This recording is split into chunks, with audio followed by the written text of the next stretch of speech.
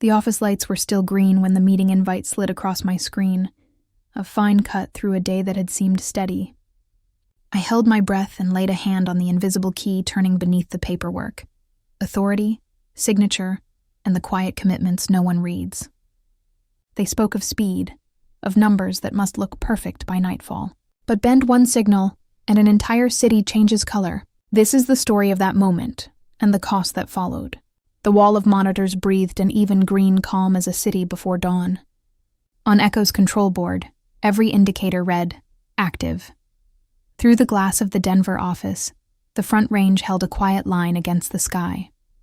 I stood alone in the early light, listening to the low hum of the vents, counting the lit squares the way a navigator counts channel buoys. Then a meeting invitation slid across my screen. Realignment.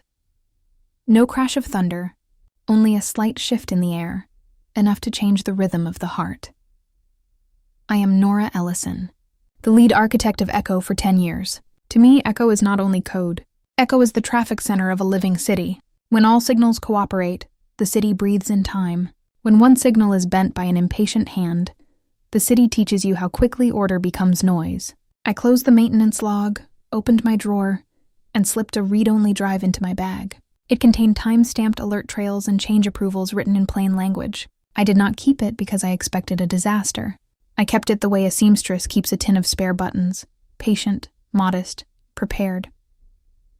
The conference room was bright, with more white chairs than anyone needed. Grant Mercer, Chief Operating Officer, set his tablet on the table like a man who had rehearsed harder than he had slept. He spoke of speed, margins, and the quarter when numbers must do more than promise. The shadows under his eyes belonged to a father counting bills at a kitchen table. Grant was not cruel. He was pressed. 2 seats away, Tessa Vale stood with neat notes and an ambition folded carefully inside them. She had been assigned to reduce dependence on a single person. She spoke of a parallel run with a surgeon's precision. We should operate a second instance of Echo, she said, and separate a few core flows from Nora's operational signature. Grant listened. Several heads nodded. I did not interrupt. I have taught myself a discipline that looks like calm. Listen first, map second, speak last. When the meeting ended, a young engineer tugged my sleeve and whispered, "If we split Echo, are we safe?" I offered an image. Imagine a traffic center, I said, and imagine a second center built next door without telling the first one. For a time the lights may look fine. Then one red will contradict one green, and an ambulance will enter the intersection to discover that no one is truly in command. He absorbed the image and nodded. Images stay longer than diagrams. At midday, an internal message flashed realignment. I opened the roadmap. A chart labeled redundancy plan appeared, with my responsibilities narrowed to a smaller field. I noted it, then sent the team a one-page guide on lawful delegation, when a person may sign, when a co-signature is required, and when escalation is mandatory. Each sentence was a rung that could be stepped on without slipping. To keep the language clear, I taped a small card to the edge of my screen. Keyholder means the person whose lawful digital signature authorizes operation. Safe. Mode means the system slows itself to protect. Data when it detects unauthorized access. Unauthorized clone is not a backup. It is an unrecognized second traffic center. After lunch, when I returned to my desk, 2 men in suits stood waiting. Their collars were too stiff for a Wednesday. One leafed through my sticky notes as if searching a file. The other held a company laptop as though it were evidence.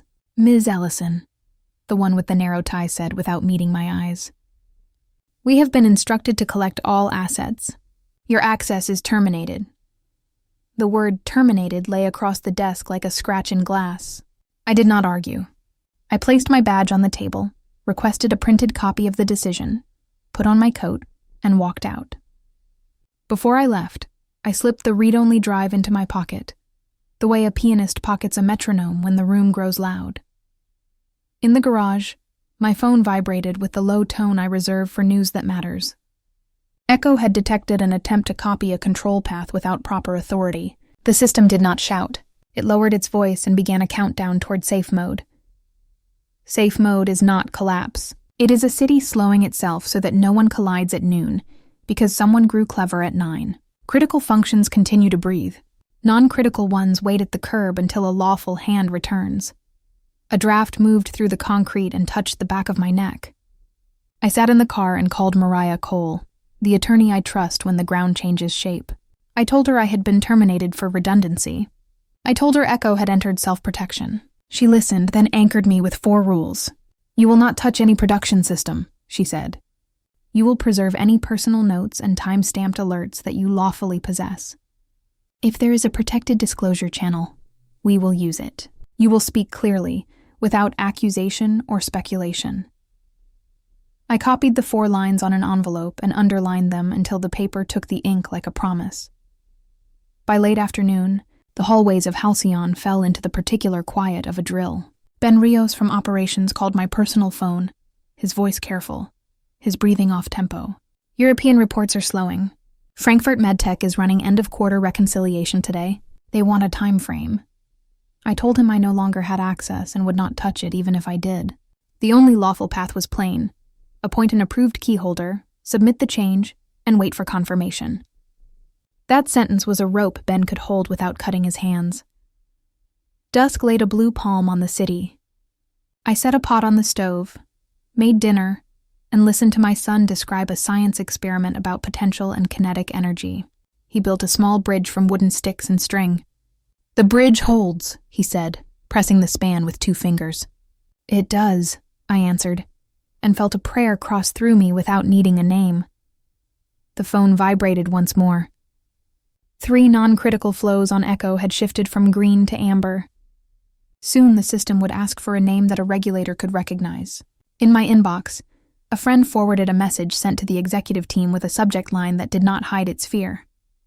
"If the Frankfurt window closes without lawful confirmation, penalty clauses will trigger." I stood at the window and placed my palm on the cold glass.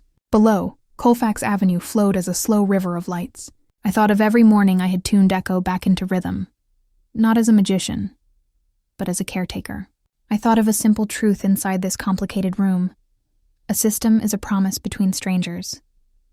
Either you keep it, or you confess that you have forgotten how.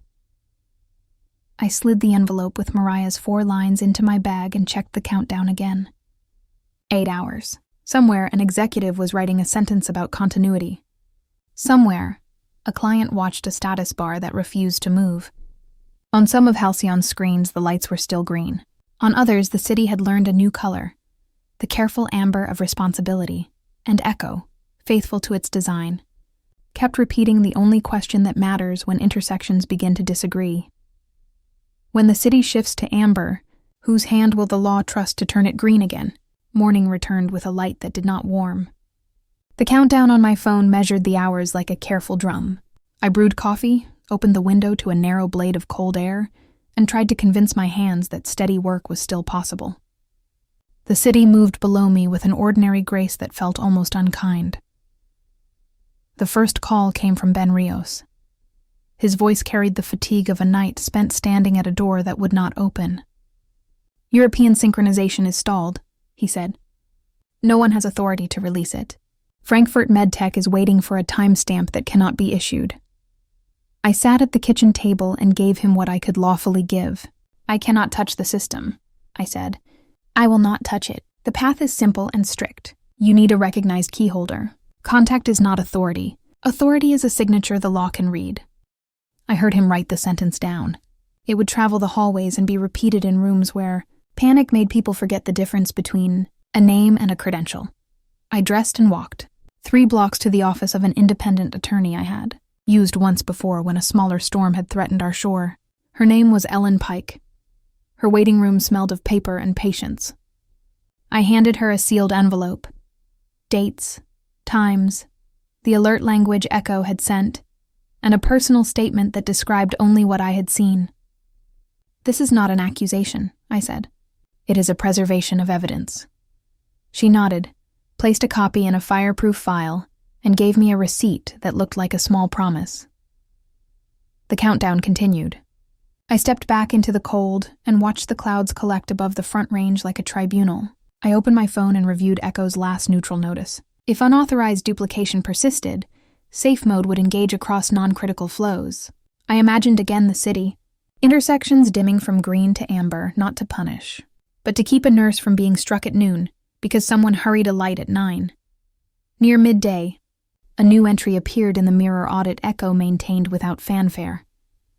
The system had recorded a trial clone in a test environment, not in production, initiated by Tessa Vale.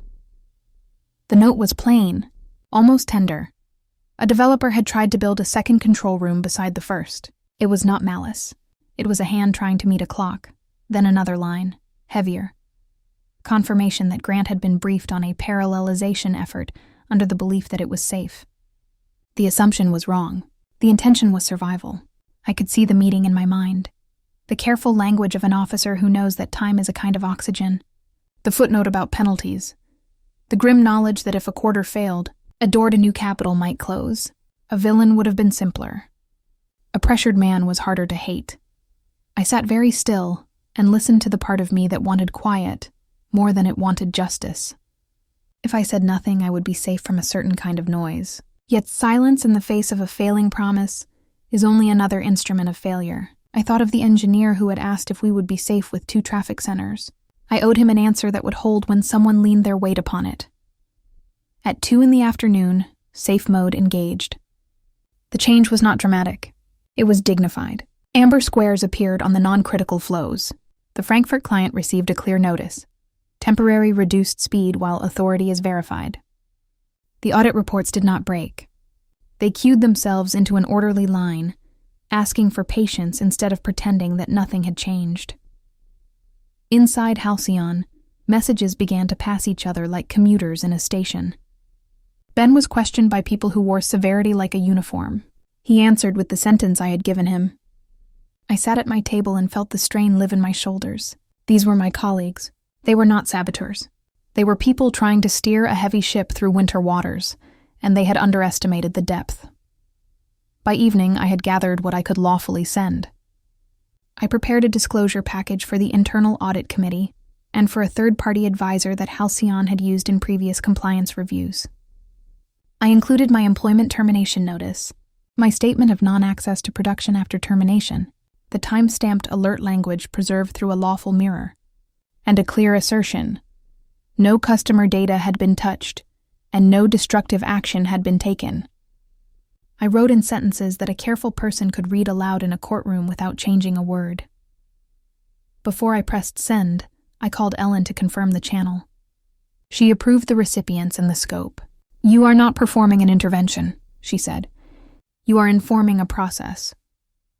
I exhaled, as if the air had been holding me upright without my consent, and clicked. The response was immediate and quiet. An auto-reply from the committee acknowledged receipt and assigned a case number with an austere grace that made me trust the room on the other side of the screen. A calendar invite followed, emergency session at 8 the next morning with operations, legal, and audit present. My name appeared as an external contributor with limited scope. I accepted and closed my laptop with a care that felt ceremonial. The night was long and deliberate. I stood at the window and watched snow draft through the cone of a street lamp. My son slept down the hall, breathing with the serenity of someone whose bridges always hold. I envied him for a moment, and then reminded myself that bridges do not hold by luck. They hold because a person writes down how to build them, and a second person checks the notes. At 6, my phone vibrated with a message forwarded from a sympathetic colleague. Grant had met with the chief financial officer in a room that smelled of numbers and winter. He had said that if the Frankfurt window closed without confirmation, penalty clauses would strike like a bar dropped on a hinge. He did not rage. He took responsibility in the narrow way a leader does when choices have been made, and the river will not change course out of kindness. At 7, the countdown marked 48 hours until the end of Frankfurt's inspection window. The safe mode map hung on a large display in the operations room, according to the message. Amber spread where green had lived. The city was not failing. It was waiting for a name. I could picture the faces turned toward that map. I could almost hear the room decide whether to blame or to repair. I put on a dark coat, slipped the envelope with Ellen's receipt into the inside pocket, and tied my hair back with the same care I use when I need my hands to belong entirely to the next hour. The morning felt like a bridge I had to cross without stopping to look down. When I stepped into the hall, The phone gave one last neutral tone. The emergency session had been moved to a larger room. A single line from operations sat beneath the invitation like a stark caption. If we do not have a certified key holder within 48 hours, Frankfurt's window closes. The message ended there. No exclamation point. Only the quiet gravity of a clock. The corridor outside my door held its breath. I closed my eyes, placed my palm flat against the wood, and felt the grain like a pulse. There is a moment in every story when the map stops being theoretical and becomes a road your feet must carry. I reached for the handle and walked toward the room that would ask for the truth in sentences that could stand upright. Behind my ribs, Echo's question returned, precise as a bell. Who will the law trust to turn the city green again? And when the clock strikes, will we have earned that trust? The emergency session opened in a room that preferred glass to walls. Snow drifted past the windows like quiet witnesses. At one end of the table sat operations and finance. At the other, internal audit and outside counsel. Grant entered last, carrying a folder that looked heavier than paper. A placard near my seat read, External Advisor. Beneath it, in small type, Scope Limited, no production access. The words steadied me. I was here to name the river, not to move it with my hands. The chair of audit invited me to begin. I stood and advanced to the first slide. It showed a map of a city at dusk, intersections glowing, a single control room outlined in gentle light. Slide 1, I said. The traffic center. When an unrecognized second center tries to steer, the lights disagree. Safe mode is not punishment. It is the city slowing itself to keep pedestrians from harm. Echo moved to amber on non-critical routes because it detected a steering wheel that the law does not recognize. I moved to the second slide. A close image of a key turning, then a signature appearing on a ledger line. Slide 2.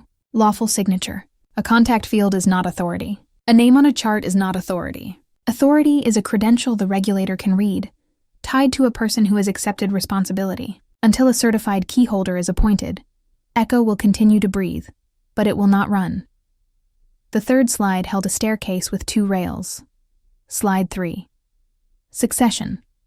A single key invites crisis. You need a second trained holder, documented handover, and scheduled drills. This is not an artistic choice. It is the difference between hope and structure. I stopped speaking. The room held stillness the way snow holds sound. Audit thanked me. Counsel asked a precise question. Have you accessed production since your termination? No, I said. I have not accessed any production system, nor requested anyone to act on my behalf. I have preserved only time-stamped alerts and personal notes, as allowed by law, and I disclosed them through protected channels. The record received the statement and let it stand. Tessa asked to speak. Her hands did not shake, but her breath lifted a little too quickly. I initiated a trial copy in a test environment to meet end-of-quarter obligations, she said. I believed it was safe. I did not understand the boundary I was crossing. I regret the risk I created. I would like to remain and repair what I can. I accept disciplinary action. The sentence cost her something visible. It also gave the room a way forward that did not require a villain. Grant did not rescue her. He did not disguise his own part. I approve the parallelization in principle, he said. I carried the pressure of the quarter and the fear of a failed window. I did not ask the right questions. That is on me. The chair of audit nodded once, as if a bridge had found its missing beam. Next steps, she said, and the room breathed. Legal outlined the lawful path with the clarity of a winter sky. Halcyon Nexus Systems would file for a temporary certified keyholder by close of business. Internal controls would document read-only monitoring and forbid any emergency override not sanctioned by regulation. Communications to clients would describe safe mode in plain language and commit to an approval timeline. No rhetoric, no blame, only the map. The meeting dispersed into smaller circles of work. I waited at the window while Denver lifted into noon. 15 minutes later, operations returned with a message from Audit. Initial approval for a temporary key holder, pending final verification. The room did not cheer.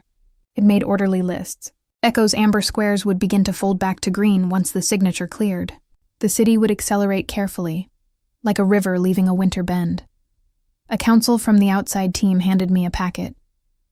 Short-term advisory agreement, she said. Limited scope. We would like you to design a training plan, a dual key policy, and a cadence of drills. No hands-on production. Teach us to build the stairs. I read the document. It was respectful, narrow, and exact. I signed. That afternoon, I stood before a small class in a quiet conference room and drew 3 shapes on a whiteboard: a key, a corridor of lights, a ledger line. Ben sat in the front row with a notebook open and an attention that made me grateful. Tessa sat 2 seats back, listening with the hunger of a person who has learned what speed cannot buy. Echo Academy, I said, and it felt less like a brand than a vow. We will train 2 holders for every key, document every handover, and rehearse the work that must be calm when the world is not. By evening, the temporary key holder's approval arrived. In operations, a screen refreshed. Green returned in careful bands, not triumphant, but relieved. Frankfurt received lawful confirmation and moved its validation forward without penalty. The system did not sing. It resumed a steady breath. The next morning, Grant stepped into a town hall meeting and spoke without defensiveness. He described the mistake as a governance failure and pledged compliance-first language in the company's public filings. He did not fight the wind. He set a sail correctly. A week later, my email held a note from Redwood Analytics. They were building a cross-client succession model and wanted a director to lead it. The letter was brief and respectful. It valued process as a shared promise and asked whether I would carry that promise into a wider field. I read the note twice and felt a quiet readiness move through me, like a tide turning without noise. Before I answered, I finished what I had begun. Ben received sponsorship for a compliance certification. He smiled with the shy pride of a craftsman showing a new tool to a mentor. Tessa stayed and led the repair program. She wrote the first draft of the dual key policy herself, with lines so clear that a new hire could follow them on a winter morning without fear. We revised it together. We removed cleverness and added kindness. When the advisory term ended, I stood one last time at the glass and watched the city. It had not changed shape. It had changed its memory. The company's dashboard now held a small banner that appeared once a month. Succession drill today. People treated it not as a nuisance, but as a ritual that kept the lights honest. I accepted Redwood's offer and packed my notebook. On my desk, I left a card pinned under a paperclip, written in my smallest, steadiest hand. Process is a promise. Train the second key. 6 weeks later, an envelope arrived with a Frankfurt return address. Inside was a short letter on cream paper. Thank you for preserving safety under pressure. Our window closed with order intact. I set the envelope beside the card and felt something unclench that I had not noticed holding. That evening, as the house settled and my son slept, a final message slid into my inbox from a hospital system on the East Coast. They were building a new platform for critical care logistics and wanted a design that treated movement like a city of lights. The subject line read, "City Traffic for Health." I looked out at the street. A single ambulance passed, lights soft behind snowfall, guided by signals that agreed. There was no triumph in the scene. There was dignity. I thought of the room with glass walls, of statements given and accepted, of a system that had chosen patience over speed, and of people who had chosen responsibility over pride. Stories often end with a door closing. Mine ended with one opening, not to applause, not to revenge, but to the measured work of making sure that when the city shifts to amber, a trained hand will turn it green again, and the bridge will hold for the next person who must cross. When the screens finally settled back to green, there was no cheer in the room, only the soft relief of a system that remembered how to breathe. The city of signals had learned its lesson. It had learned that speed without stewardship is only a faster way to break. It had learned that a promise written in procedure is stronger than any promise whispered in a corridor. I think of the hours when the lights were amber and everyone waited. Waiting is not weakness. Waiting is the courage to let truth arrive in order. The truth was simple and heavy. Contact is not authority. A title is not a signature. A system will not obey hope. It obeys the person who accepts responsibility and writes it down where others can read it. If you have ever been called replaceable, remember this. Replaceable is not a verdict on your worth. It is a measure of whether your craft has been taught, documented, and shared. Teach it. Write it. Build the second key before anyone asks for it.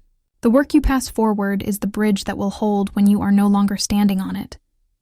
And if you lead, let this be your ledger. Pressure does not excuse the rejection of process. Speed does not excuse the neglect of succession. When the timeline closes in and the room grows thin, say the quiet sentences that last.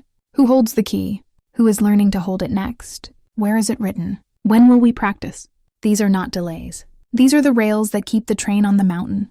This story did not end with revenge. It ended with repair. It ended with a policy written in clear lines, with drills that became ritual, with a culture that understood why a lawful signature matters, and with a system that chose dignity over spectacle. The lights turned green again because people chose to be worthy of the green.